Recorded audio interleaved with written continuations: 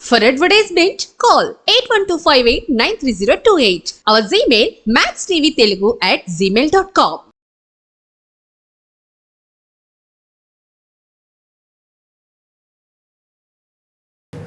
నమస్తే, welcome to max TV. అందరికీ money savings గురించి చాలా వరకు చాలా ఆలోచనలు ఉంటూనే ఉంటాయి. మనకి చాలామంది దాని గురించి వివరిస్తూనే ఉంటారు, కానీ మెయిన్ పాయింట్స్ చెప్తారే కానీ దాని గురించి వివరాలు ఎందుకని ఎవరూ తెలియజేయరు. మరి ఈరోజు మనం పూర్తి వివరాలు తెలుసుకునే ప్రయత్నం చేద్దాం. ఈరోజు మన స్టూడియోలో మనతో పాటు మ్యూచువల్ ఫండ్స్ డిస్ట్రిబ్యూటర్ బొనిగల్ల సోల్మన్ గారు మనతో పాటే ఉన్నారు. ఆయనతో మాట్లాడి తెలుసుకునే ప్రయత్నం చేద్దాం. చూసేసేయండి. నమస్కారం సార్. నమస్తే అమ్మా. సార్, మనం లాస్ట్ ఎపిసోడ్లో కూడా మాట్లాడుకున్నాం. మీరు ఈక్వినిటీ గురించి చెప్పారు. అసలు ఈ ఈక్వినిటీ అంటే ఏంటి? మరి దీనివల్ల ఇన్ని లాభాలు, ఇన్ని షేర్లు వస్తున్నప్పటికీ కూడా సామాన్యులు ఎందుకని దీంట్లో మనీని స్పెండ్ చేయడానికి ముందుకు రావడం లేదు, ఎందుకని ఆలోచిస్తారు? మరి దీనివల్ల ఇన్ని లాభాలు వస్తున్నప్పటికీ కూడా ఇలా ఆలోచించడానికి గల కారణాలు ఏంటి? అసలు పూర్తి వివరాలు ఏమైనా మాకు చెప్పగలుగుతారా సార్? మంచిదమ్మా, మంచి క్వశ్చన్ అడిగావు. మనం లాస్ట్ టైం చెప్పుకుంది ఈక్విటీస్లో 15% సెన్సెక్స్లో గత చరిత్ర ఆధారంగా 15% వచ్చింది. ఎన్ని ఒడిదుడుకులుంటే కూడా. ఈక్విటీస్ అంటే షేర్స్ ఆర్ స్టాక్స్. షేర్స్ అంటే ఏమిటి? కంపెనీలో ఓనర్షిప్ని షేర్స్ అంటారు. ఏదన్నా ఒక కంపెనీ, ఒక ఇండస్ట్రీ పెట్టాలంటే వాళ్ళకి క్యాపిటల్ కావాలి, మూలధనం కావాలి, పెద్ద మొత్తంలో డబ్బు కావాలి. అప్పుడు వాళ్ళు ఏం చేస్తారంటే 2 రకాలుగా డబ్బును సమీకరించుకుంటారు. ఒకటి ఈక్విటీ, 2 డెట్, డిఈబిటి. డెట్. ఈక్విటీ అంటే కంపెనీ యొక్క విలువను లెక్కించి వాళ్ళు ఏం ప్రోడక్ట్ చేయబోతున్నారు, ఏం ఉత్పత్తి చేయబోతున్నారు, వాళ్ళ ప్లాంట్కి ఎంత ఖర్చు అయింది, వాళ్ళ మిషనరీకి ఎంత ఖర్చు అయింది, వాళ్ళ టెక్నాలజీకి ఎంత ఖర్చు అయింది అన్నీ చూసి సెబీ దగ్గర ప్రాస్పెక్టస్ అప్లై చేస్తారు. సెబీ అంటే securities exchange board of India. Banks అన్ని ఆర్బీఐ రెగ్యులేటరీలో పనిచేస్తాయి. అలాగే కంపెనీస్ అన్నీ కూడా సెబీ అండర్లో, సెబీ రెగ్యులేటర్ దగ్గర పర్మిషన్ తీసుకోవాలి. ఒక కంపెనీ ప్రజల దగ్గర నుంచి మనీ తీసుకోవాలన్నా, షేర్స్ ఇవ్వాలన్నా కానీ సెబీ దగ్గర పర్మిషన్ తీసుకోవాలి. సో సెబీ దగ్గర వాళ్ళు అప్లై చేస్తారు. మేము ఈ కంపెనీ పెట్టబోతున్నాం, ఎక్స్పాండ్ చేయబోతున్నాం, ఆల్రెడీ ఉన్న కంపెనీ ఎక్స్పాండ్ చేయబోతున్నాం, ప్రజలకి మేము ఇన్ని షేర్స్ ఇచ్చి మేము వాళ్ళ దగ్గర నుంచి డబ్బు సమీకరిస్తాం. దానికి సెబీ పర్మిషన్ కావాలి. ఈక్విటీ అంటే ఏం లేదండి, కంపెనీలో భాగస్వామ్యం ఇస్తారు. మీరు ఏదైనా ఒక కంపెనీ, ఎక్స్ కంపెనీలో ఎస్బీఐ కావచ్చు, హెచ్డిఎఫ్సి కావచ్చు, టీసీఎస్ కావచ్చు, విప్రో కావచ్చు, టెక్ మహేంద్ర, ఏ కంపెనీ అయినా కానీ ఫస్ట్ టైం వాళ్ళు మనీ సమీకరించుకుని ప్రజలకు షేర్లు ఇచ్చేదాన్ని ఐపీఓ అంటారు, ఇనీషియల్ పబ్లిక్ ఆఫరింగ్. వాళ్ళు 1 కోటి షేర్లు, 10 కోట్లు, 100 కోట్లు, సెబీ దగ్గర ఇన్ని కోట్ల షేర్లు మేము ఇస్తున్నాం ప్రజలకి, లేదా ఇన్స్టిట్యూషన్ సంస్థలకు ఇస్తున్నాం డబ్బు అని పర్మిషన్ తీసుకుంటారు. ఆ డబ్బు తీసుకున్న తర్వాత కంపెనీలు షేర్లు ఇస్తాయి. ఇప్పుడు మనం షేర్ కొన్న వాళ్ళకి ఏమిటి ఉపయోగం అంటే, కంపెనీకి ప్రతి సంవత్సరం వాళ్ళు ఉత్పత్తి చేస్తారు, ప్రోడక్ట్ అమ్ముతారు, లాభాలు రావచ్చు, నష్టాలు రావచ్చు. ఒకవేళ లాభాలు వచ్చినాయి అనుకోండి, ఎస్బీఐ బ్యాంక్ ఉందండి, ప్రతి సంవత్సరం వాళ్ళకి 5,000 కోట్లు, 10,000 కోట్లు ఎంత కొంత లాభం వస్తుంది. లాభం వచ్చినప్పుడు ఏం చేస్తారంటే ప్రతి కంపెనీకి బోర్డ్ ఆఫ్ డైరెక్టర్స్ ఉంటారు, అంటే top management. Board of directors 3 నెలలకు ఒకసారి, 6 నెలలకు ఒకసారి, సంవత్సరానికి ఒకసారి అలా సమావేశమై షేర్ హోల్డర్స్ యొక్క, అంటే షేర్లు కొన్న వాళ్ళు షేర్ హోల్డర్స్ ఉంటారు, వాళ్ళ ప్రయోజనాలని ఎలా కాపాడాలి, వాళ్ళకి ఏం మేలు చేయాలని డిస్కస్ చేసుకుంటారు. ఆ లాభాలను ఏం చేస్తారంటే 10,000 కోట్ల లాభం వచ్చింది అనుకోండి ఒక కంపెనీకి, షేర్ హోల్డర్స్కి కొంత పంచుతారు. అంటే మన ఓనర్ కదా, షేర్ అంటే ownership of the company, share హోల్డర్స్కి పంచుతారు. అప్పుడు ఏమవుతుంది, షేర్ కొన్న వాళ్ళకి డబ్బు వస్తుంది.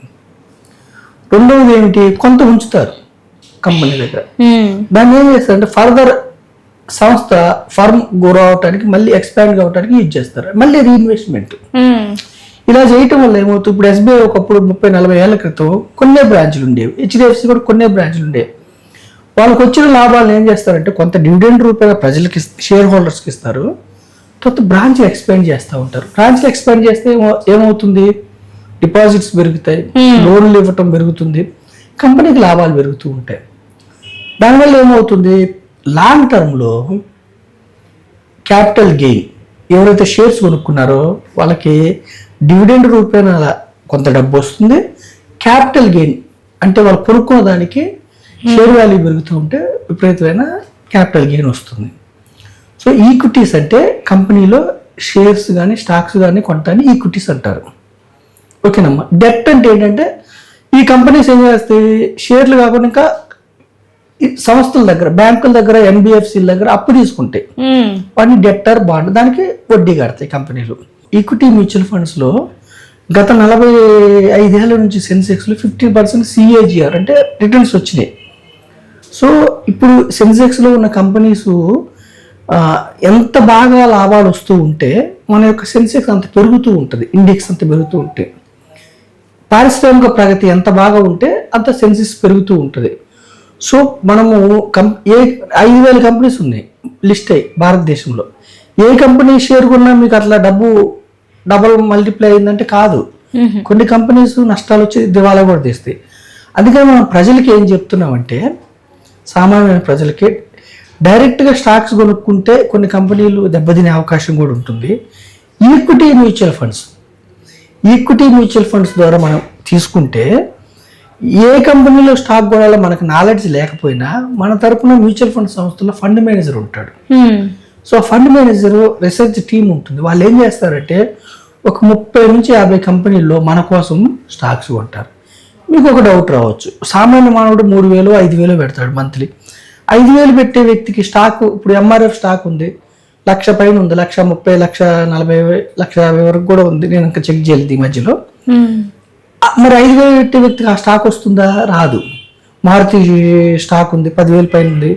అట్లా చాలా స్టాక్స్ హై రేట్లో ఉంటాయి. కానీ ఈక్విటీ మ్యూచువల్ ఫండ్లు ఏంటంటే మనలాంటి వ్యక్తులు ఒక స్కీమ్ తీసుకుంటే చాలా మంది గ్యాదర్ అయ్యి ఆ స్కీమ్లో మనలాంటి వ్యక్తులు చాలా మంది ఇన్వెస్ట్ చేస్తూ ఉంటారు. వాళ్ళందరి డబ్బులతో ఏం చేస్తారంటే ప్రపోర్షనేట్గా ఒక 50 కోట్లు 100 కోట్లు వచ్చాయి అనుకోండి మా స్కీమ్లో, ప్రపోర్షనేట్గా స్టాక్స్ కొని యూనిట్స్ కింద ఇస్తారు మనకి. ఓకే. అంటే కంపెనీ స్టాక్స్ పెరిగితే మన ఫండ్ పెరుగుతుంది, కంపెనీ స్టాక్స్ తగ్గితే మన ఫండ్ తగ్గుతుంది.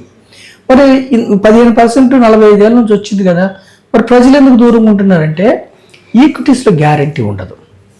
సపోజ్ మన మ్యాక్స్ టీవీ ఉంది, మ్యాక్స్ మీకు యూఆర్ ఎంప్లాయ్, మీకు శాలరీ గ్యారంటీడ్, ప్రతి నెల ఆ అమౌంట్ ఇవ్వాల్సింది. అంటే ఎంప్లాయీకి గ్యారంటీ ఉంటుంది, ఓనర్కి గ్యారంటీ ఉండదు. ఓనర్కి ఒక నెల ఎక్కువ రావచ్చు లాభం, ఒక నెల తక్కువ రావచ్చు. ఈక్విటీస్ అంటే ఏంటి, మనం స్టాక్స్ కొంటాం అంటే మనం కూడా ఓనర్. అప్పుడు ఏమిటి, మనకి లాభాలు గ్యారంటీ ఉండదు, పెరగొచ్చు తగ్గొచ్చు. అందుకని mutual funds, equity mutual funds subject to మార్కెట్కి అనుగుణంగా గ్యారంటీ లేనప్పుడు ఏమవుతుంది, ప్రజలు ఎప్పుడు గ్యారంటీకి అలవాటు పడతారు. ఎంత తక్కువ రానివ్వండి, ఎఫ్డి ఉంది 6% అంటే 6% వస్తుంది. గోల్డ్ అంటే ఎప్పటికీ డిమాండ్ అండ్ సప్లై పెరుగుతూనే ఉంటుందని ఒక ఆలోచన. మ్యూచువల్ ఫండ్స్ ఈక్విటీస్లో ఏమైంది, ఒక్కోసారి షేర్ పెరుగుతుంది, ఒక్కోసారి తగ్గుతుంది. అందుకని రిస్క్ ఉంటుంది కాబట్టి ప్రజలు దూరంగా ఉన్నారు. మళ్ళీ ఇంకొకటి ఏమిటంటే స్టాక్ మార్కెట్లో ఒక షేర్స్ కొనట్టు కాకుండా ఇంకా డిఫరెంట్ కేటగిరీస్ ఉన్నాయి. ఫ్యూచర్ అండ్ ఆప్షన్స్ అని ఉంది, ఇంట్రాడే అని ఉంది. అది మనం తర్వాత చెప్పుకుందాం. ఈ ఫ్యూచర్ అండ్ ఆప్షన్స్ ఇంట్రాడేలు ఏంటంటే డబ్బు మొత్తం పోయే అవకాశం ఉంది. ఫ్యూచర్ అండ్ ఆప్షన్స్ ఇంట్రాడే అనే దాంట్లో డబ్బులు పెట్టిన డబ్బులు మొత్తం పోయే అవకాశం ఉంది జాగ్రత్తలు తీసుకోకపోతే. సో దీన్నే ఇన్వెస్ట్మెంట్ అనుకొని ప్రజలు దూరంగా ఉంటున్నారు. ఈక్విటీ మ్యూచువల్ ఫండ్స్ F&O ఇంట్రాడేతో పోలిస్తే సేఫ్, రిస్క్ ఉంటుంది. మనం 100 రూపాయలు పెట్టినప్పుడు 90 కూడా అవుతుంది, 80 కూడా అవుతుంది. కానీ జీరో కాదు ఈక్విటీ మ్యూచువల్ ఫండ్లో. ప్రజలు కొంతమంది, అందరూ ఇప్పుడు అవేర్నెస్ వచ్చింది, కొంతమంది పాపం ఈక్విటీ మ్యూచువల్ ఫండ్లో కూడా డబ్బు జీరో అయిపోతుందని దూరంగా ఉంటున్నారు.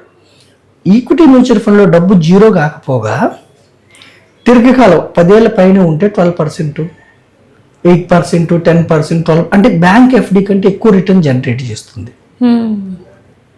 అది తెలియక చాలా మంది దూరంగా ఉన్నారు. మనం అందుకే వీడియో చేస్తున్న ప్రధాన ఉద్దేశం ఏంటంటే కామన్ మ్యాన్ ఎవరైతే ఈక్విటీస్ గురించి అపోహలు ఉన్నాయో వాళ్ళని ఎడ్యుకేట్ చేయడానికి మనం చేస్తున్నాం.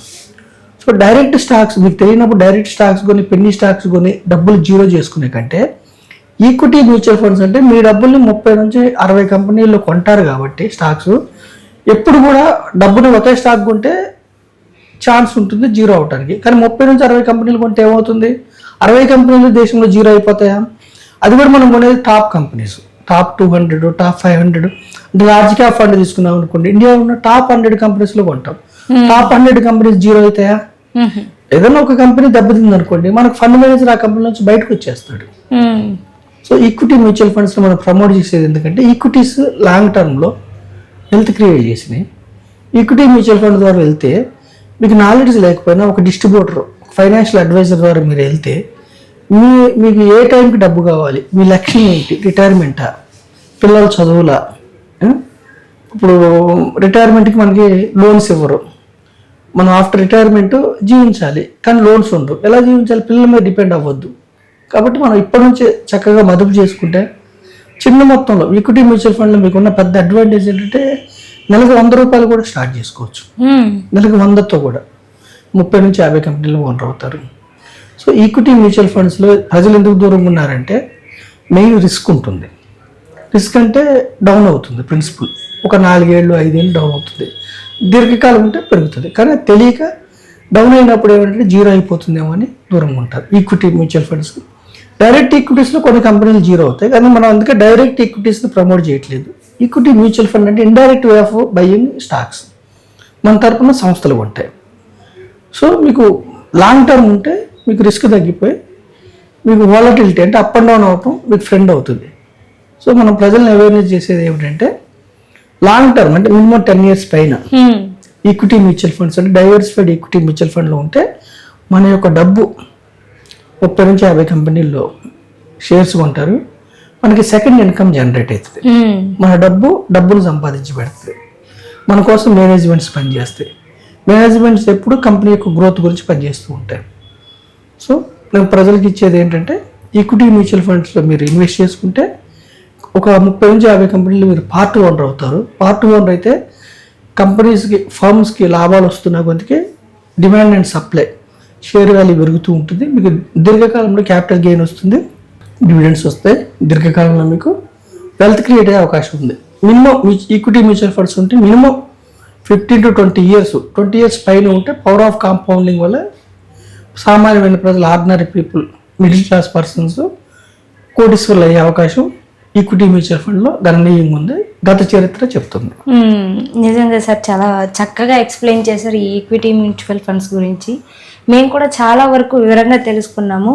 అండ్ చూశారు కదా, మీరు కూడా మనం ఎన్ని ఇయర్స్ దాని మీద మనం పెడుతున్నాం అనే దాన్ని బట్టి ఆ హెచ్చు తగ్గలనేవి ప్రతి చోట కామనే అండి. బట్ పడిపోతున్నాము అనుకోని దాని నుంచి దూరంగా ఉండే కంటే దీనికన్నా బెటర్ ఆప్షన్ ఇంకా ముందు ముందు వస్తుంది అనుకోవడం వల్ల మన మనీ కూడా సేఫ్ ఉంటుంది.